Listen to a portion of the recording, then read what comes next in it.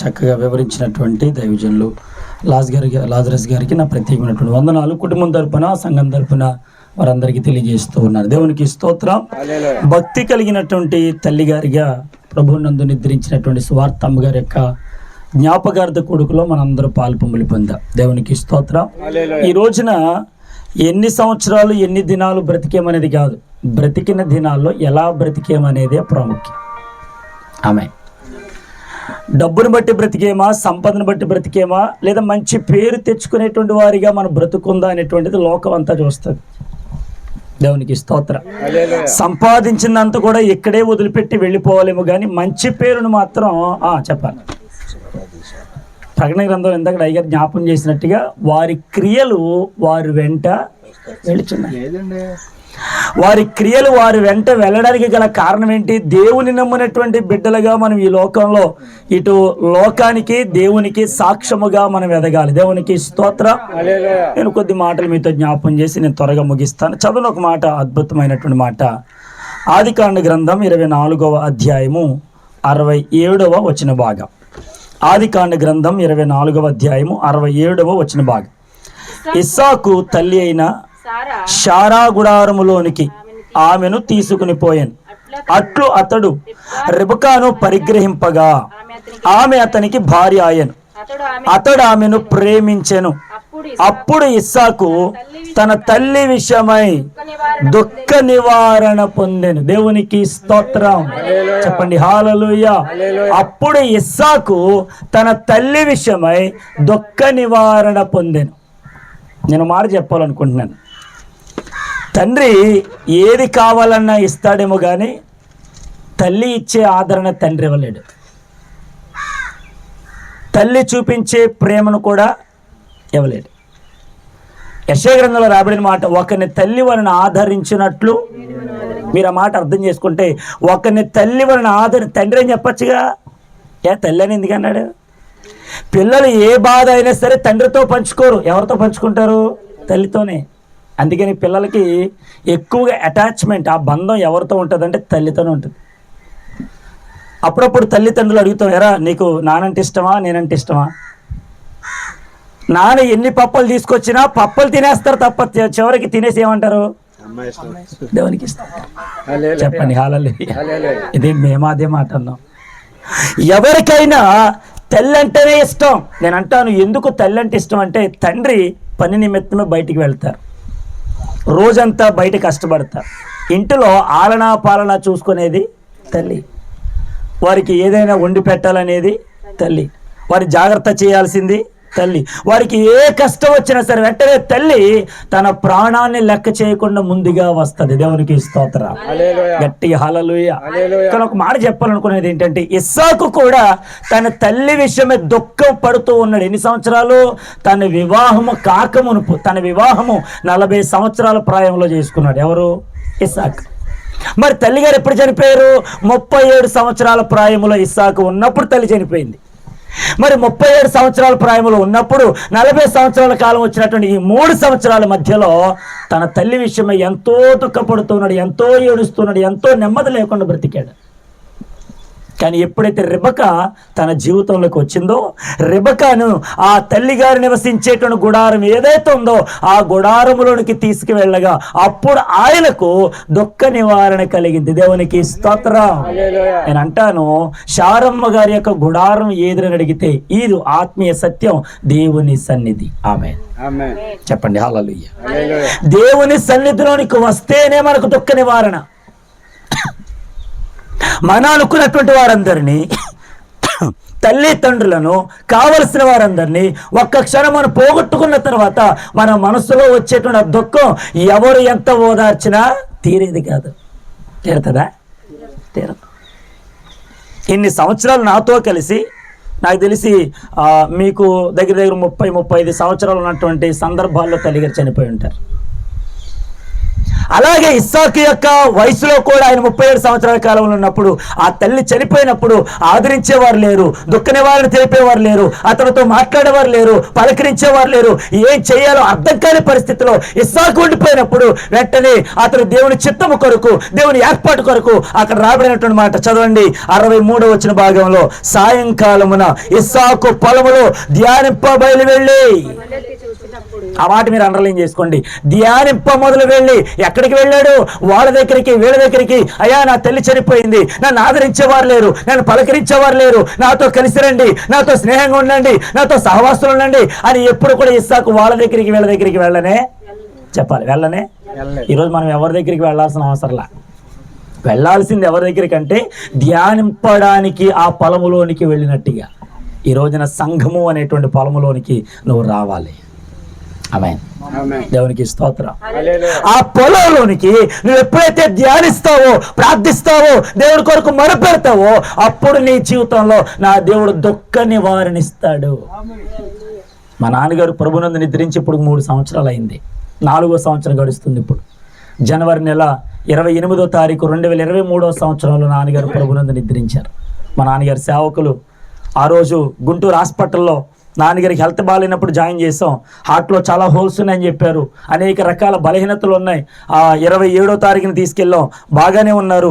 28వ తారీఖు ఏమైంది ఏంటో తెలియదు, ఒక్కసారిగా హార్ట్ బాగా నొప్పి బాగా పెరగడం వల్ల నా చేతుల మీదకి నాన్నగారు చేయి గట్టిగా పట్టుకున్నాడు, నా చేతుల మీదకి ప్రాణం పోయింది. నన్ను ఆదరించేవారు లేరు, నా దుఃఖాన్ని ఆపేవారు ఎవరు లేరు. నాతో పాటు తమ్ముడు ఉన్నాడు, వాడిని ఎలానే నాకు కంట్రోల్ చేయగలను? అప్పుడు నాకు ఇంకా పెళ్లి కాలేదు. మా నాన్నగారు ప్రభుత్వం నిద్రించినటువంటి 2023 సంవత్సరం గతించిన తర్వాత 2024 నవంబర్ నెల 27వ తారీఖున దేవుడు మా పాస్టర్ గారు నాకు ఇచ్చారు. నేను ఎందుకు చెప్తున్నాను ఇవన్నీ?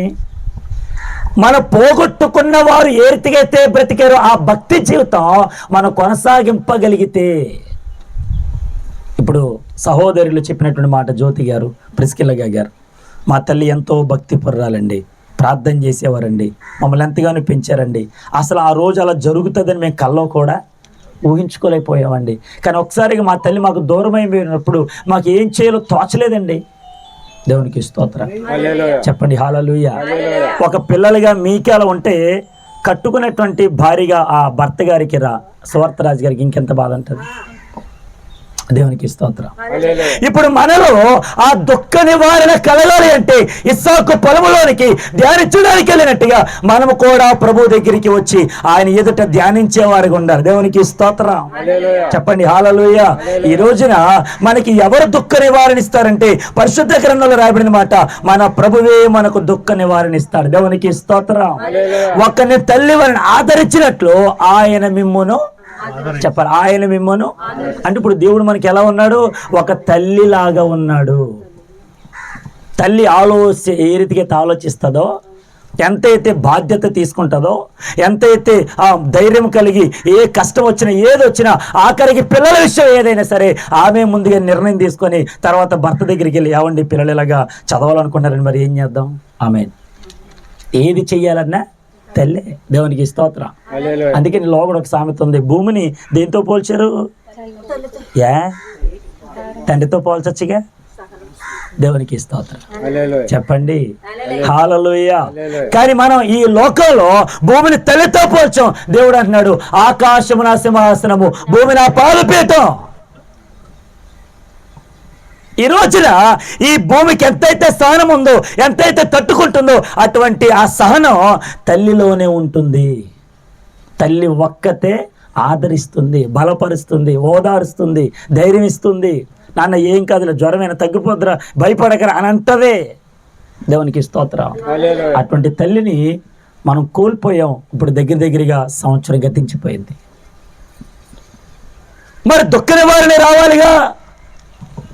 ఎంతగా మనం పోగొట్టుకున్నప్పటికైనాను ఆ పోగొట్టుకునేటువంటి విధానంలో ఉండిపోతూ అలాగే దుఃఖంతో ఉండిపోవడం దేవుని చిత్తం కాదు. ఇస్సాకు జీవితంలో ఆ 3 సంవత్సరాలు అలాగే ఉండిపోయాడు. కానీ ఎప్పుడైతే రెబెక్కమ్మ తన జీవితంలోకి వచ్చిందో, అనగా సంఘములోనికి మనం వచ్చామో, సంఘముతో మనం సహవాసం చేస్తామో, నా దేవునితో మనకు ఉండేటువంటి బంధం పెరుగుతూ ఉంటుంది. మనలో ఆ దుఃఖ నివారణ తగ్గుతూ ఉంటుంది. దేవునికి స్తోత్రం. ఈ భూలోకంలో ఎవ్వరూ శాశ్వతం కాదు అనే కదా, మీరు కాదు, నేను కాదు, దెర్ ఇస్ నో వన్. ఎవరు కూడా శాశ్వతంగా బ్రతికేవారు ఈ లోకంలో లేనే లేరు. వాడు పెద్దవాడైనా, చిన్నవాడైనా, ధనికుడైనా, దరిద్రుడైనా, సంపద కలిగిన వాడైనా, సంపద లేనివాడైనా, వాడు ఎంత ఆస్తిపాస్తులు సంపాదించిన ఏదైనా ఆ మరణం యొక్క దినం రాగానే అందరూ అన్నిటిని విడిచిపెట్టి వెళ్ళిపోవాలి. దేవునికి స్తోత్రం. కనుక మాట చెప్తాను, అందరూ వెళ్ళిపోవాలి. కానీ భక్తి కలిగిన వారు, ఇదిగో తల్లి వలె, ఆ సువార్తమ్మ గారి వలె మరి వేరుతిగైతే భక్తి కలిగి భక్తిని అనేక మందికి నేర్పించి దేవుని భయమో భక్తి కలిగి ఈ లోకంలో మనం ఎప్పుడైతే బ్రతుకుతామో, తల్లి గారు ఏ రీతిగా అయితే ప్రభు దగ్గర ఉన్నారో మనము కూడా ప్రభు దగ్గర ఉండగలం. ఆమేన్. ఉండవా? ఖచ్చితంగా ఉండగలం. మా నాన్నగారు ప్రభుని నిద్రించారు, ఆయన సేవ చేశారు, ప్రభు దగ్గర ఉన్నారు. మాకు నిరీక్షణ అంతే. మా నాన్నగారిని సమాధి చేసాం, ఎప్పుడైతే చనిపోయారో అప్పుడు సమాధి చేసాం. ఆ సమాధి చేసి ఇప్పటికి 3 సంవత్సరాలు సమాధి దగ్గరికి వెళితే ఒట్టు వెళ్ళలేదు మేము. ఎందుకు వెళ్ళాలండి? సమాధులు ఎవరుంటారు? చనిపోయిన వారి ఎముకలు ఉంటాయి. ఆ ఎముకలు చూసి నువ్వు వాళ్ళ గురించి ప్రార్థన చేయడం ఏంటి? చనిపోయిన వాళ్ళ దగ్గరికి వెళ్ళడం కాదు, బ్రతుకున్న జీవము కలిగిన యేసు దగ్గరికి నువ్వు రావాలి. హల్లెలూయా. జీవము కలిగిన దేవుడు చనిపోయిన వారి జీవితాల్లో జీవముని నింపగలిగిన దేవుడు. అదే దేవుడు నీ దుఃఖ నివారణ కూడా ఆయన ఇవ్వగలడు. దేవునికి స్తోత్రం. హల్లెలూయా. బ్రతుకున్న దినాలన్నిటిలో ఆ తల్లి గారి భక్తిని కాపాడుకుంటూ దేవుళ్ళు ఎదిగారు. ఆమేన్. మరి ఈరోజు మనం ఎలా ఉన్నాం? ఒకసారి మనం జ్ఞాపం చేసుకుందాం. నేను ముగిస్తున్నాను.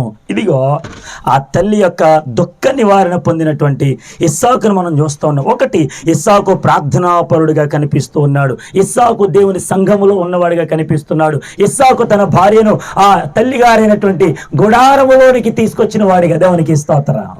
గట్టిగా హల్లెలూయా. ఒకటి, మనం ప్రార్థన చేయాలి. 2, సంఘ సహవాసంలో ఉండాలి. 3, మన సాక్ష్య జీవితాన్ని కాపాడుకోవాలి. ఆమేన్. ఒకటి, ఎక్కడ ఉండాలి? ప్రార్థన చేస్తూ ఉండాలి. అది ఎక్కడైనా సరే, నువ్వు ఏ ప్లేస్లో కూర్చున్నా సరే మనసులో ప్రార్థన చేస్తూ ఉండాలి, ధ్యానిస్తూ ఉండాలి. దేవునికి స్తోత్రం. 2, సంఘ సహవాసములో ఎదగాలి. 3, మన సాక్ష్య జీవితాన్ని కాపాడుకోవాలి.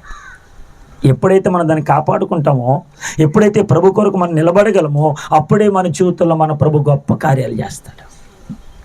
ఇప్పుడు ఈ తల్లి గారు ఇదిగో ఈ యొక్క మేడవారి గ్రామంలోనే కాదు, ఇదిగో తన యొక్క బిడ్డలు ఇచ్చేటువంటి అటు అత్తగారి కుటుంబంలో కానీ, వియాల వారి కుటుంబంలో కానీ ఒక మంచి పేరు తెచ్చుకున్నటువంటి తల్లిగా, తమ సాక్ష్యాన్ని కాపాడుకుంటున్న తల్లిగా మనకు కనబడుతూ ఉన్నారు. దేవునికి స్తోత్రం.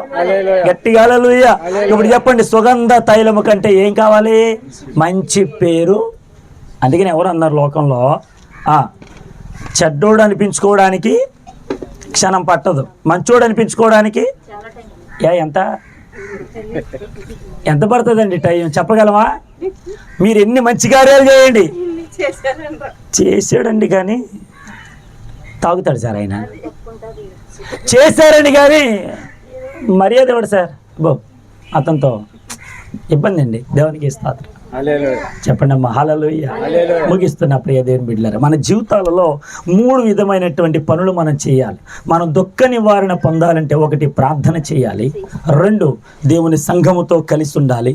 3, మన సాక్ష్య జీవితాన్ని కాపాడుకోవాలి. దేవునికి స్తోత్రం. కాబట్టి హల్లెలూయా. యోబు తన జీవితంలో అనేకమైనటువంటి రీతిగా ఎన్ని శ్రమలు వచ్చినా ప్రార్థన చేశాడు, దేవుని యొక్క సహవాసంలో ఉండిపోయాడు. 3, తన సాక్ష్య జీవితాన్ని కోల్పోకుండా కాపాడుకుంటున్నాడు. అందుకే చివరి అధ్యాయంలో ఆయన 2 అంతల ఆశీర్వాదాన్ని పొందుకున్నాడు. ఆమేన్.